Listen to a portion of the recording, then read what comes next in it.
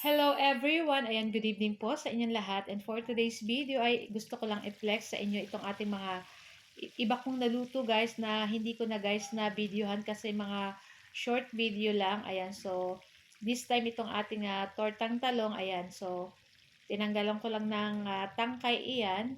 Siyempre ang ating talong, inihaw po muna natin iyan and then binalatan. Then siyempre chinecheck natin po yan kung may uod or wala. Ayan, tapos i-slice po natin ng maliliit. And then, syempre, may kasama po yung itlog. At syempre, sasangkapan natin yan ng asin, paminta.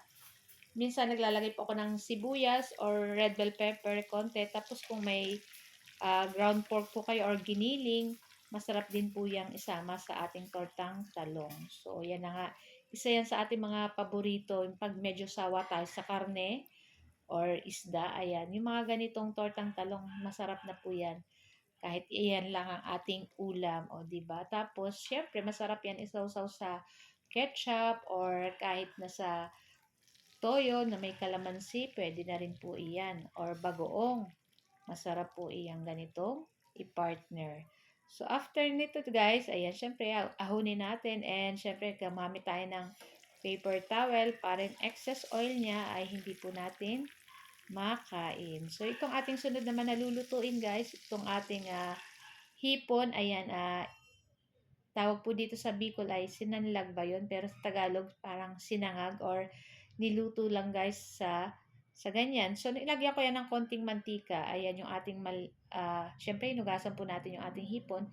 Nilagay ko lang yan ng asin. Ayan. Tapos, mayroon din po yung konting mantika. Tapos, minsan nilalagyan ko ng konting sugar. Konti lang guys para yung hipon, medyo pag kinain mo, manamis-namis ng konti. Konti lang guys. Tapos, syempre, masarap po yan isawsaw sa suka na maraming sibuyas at may bawang, paminta, tapos manamis-namis yung suka. Nako, perfect po yan. Panalo po yan.